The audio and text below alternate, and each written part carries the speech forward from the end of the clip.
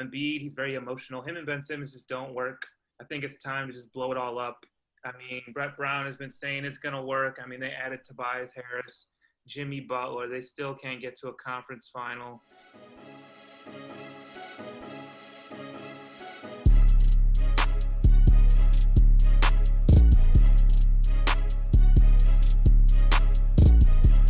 But Brett Brown just got fired. And Joel Embiid is saying, like, whatever happens, happens. Like, this just happened, hours ago. Almost less than 2 hours ago, Brett Brown just got fired. I think it was time, but, the Sixers are a mess, bro. They're a mess. Yeah, I'm not surprised with it. I agree with the decision, he's been there about 7 years for the process. I expected it. I mean, they've been in the bubble for about a month and a half. They knew they had no shot at winning the championship. So it was expected. They probably just want to go home. Embiid, he's very emotional. Him and Ben Simmons just don't work. I think it's time to just blow it all up. I mean, Brett Brown has been saying it's going to work. I mean, they added Tobias Harris, Jimmy Butler. They still can't get to a conference final. Even when Ben Simmons was healthy, they lost in about 5 games. So that's pretty embarrassing. I think it's just time for them to move on, maybe blow up Joel and Ben, just like how the Raptors and the Warriors have moved on from coaches that have had success, like how they got Steve Kerr and Nick Nurse. So I think it's one of those type of coaches got to get in there and just shake some shit up, and hopefully they'll be back on the right track moving forward. Yeah, I think we are starting to see the end of the process here. I agree with Chris on that. Like, even if they go get a new coach, I've heard Ty Lue's name popping up, and I keep hearing Ty Lue's name for coaching jobs. It is tough because it's you got 2 number 1 picks. I believe Joel Embiid was the number 1 pick. So it's the two players that are so individually talented. You would think they'd be able to make it work, but they shouldn't be playing together. It's just as simple as Ben Simmons, we keep he just has to shoot the ball, not even be a good shooter. Shoot the basketball. You can't be a point guard. You can't be a primary ball handler and not have that as an option in today's NBA. You can't that has to get adjusted. It's we're getting to the point where it's yo, Ben, every year people say, if I was Ben Simmons, I would be yo, let me figure this shit out. Because literally every year people say yo, Ben Simmons learns how to shoot, it's over. Everybody says this about him. Everybody says this.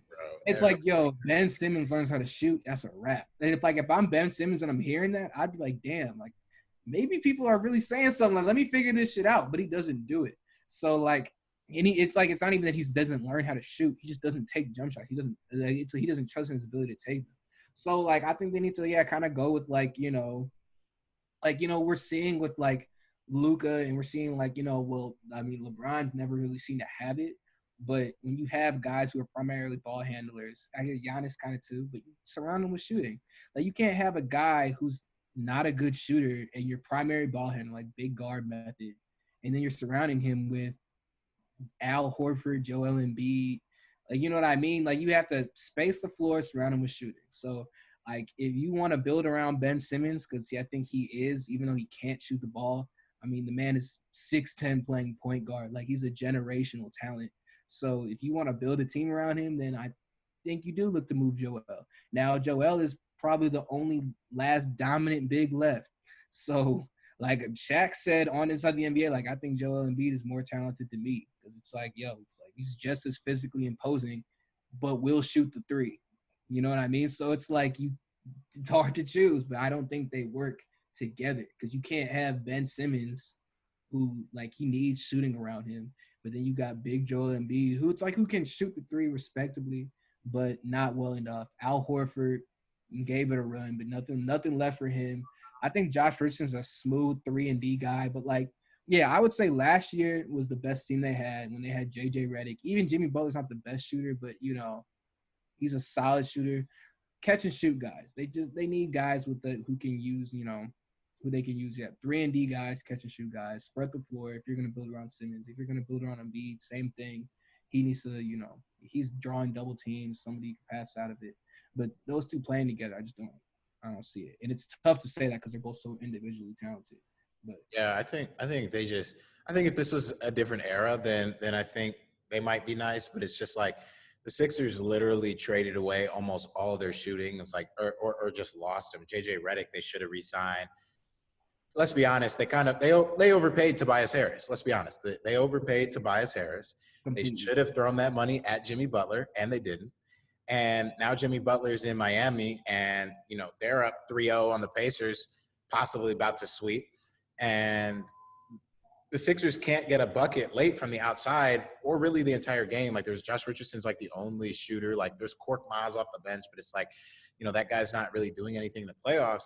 And I think the biggest thing right now is that it's clear that the Sixers have lost respect, and I mean the players. They've lost respect for Brett Brown. Like it couldn't be more clear to me. Like Joel Embiid after the game, they asked him about Brett Brown's future, and Joel Embiid literally said, "Whatever happens, happens." Like, you can't say anything more than that, bro. Players would normally be like, I love Brett. He's a great coach. I want him to be here. I want to win with him.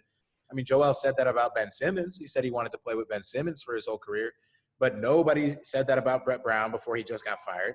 So it was like the writing was on the wall because your star is not even vouching for the player. And we could see the visible frustration, hands on the head of Joel Embiid on the sidelines. And it's just so clear of how, sick and tired he is of losing. He said in 2018, there's a quote that I saw today. People were saying that the Sixers and the Celtics was a rivalry. And Joel Embiid literally said, like, it's not a rivalry. They kick our ass every time. And so it's like, bro, they really do, because they just swept them again. And I know they didn't have Ben Simmons, but let's be honest, they weren't going to beat them anyway. They had no shooting. And the Celtics got 4 stars, really, in Jaylen Brown, Kemba Walker, Jason Tatum, and Gordon Hayward when he's healthy. And so it's like they have 4 respectable players, and the Sixers don't. And, bro, like they need a new voice in the locker room. And I think it's like what Chris said. I think that they need someone, who can get them over the hump, like we saw Steve Kerr do to Mark Jackson, like we saw Nick Nurse do for Dwayne Casey. Nobody was saying those guys were bad coaches, but they needed somebody different in the locker room, because after a while, like, how do you believe in Brett Brown if it's like y'all keep losing? So, I don't think he's as good of a coach as Mark Jackson was with Golden State. I don't think he's as good of a coach as Dwayne Casey was with Toronto, but it's like they don't respect him anymore. So I think now we do see a Mark Jackson maybe come in, or a Ty Lue. If people still think highly of Ty Lue, I mean, I'm a little more on the median of how good of a coach Ty Lue is. Yeah, I'd have to see it. I have to see it. Yeah, exactly. And so, but taking this year under Doc Rivers with Kawhi and PG, if I were Ty Lue, I'd rather take the Brooklyn job. But and I think they're going to go after him. But if I were Ty Lue, I'd rather take the Brooklyn job, because I think that what's eventually going to happen with Philly is that one of them's got to get traded.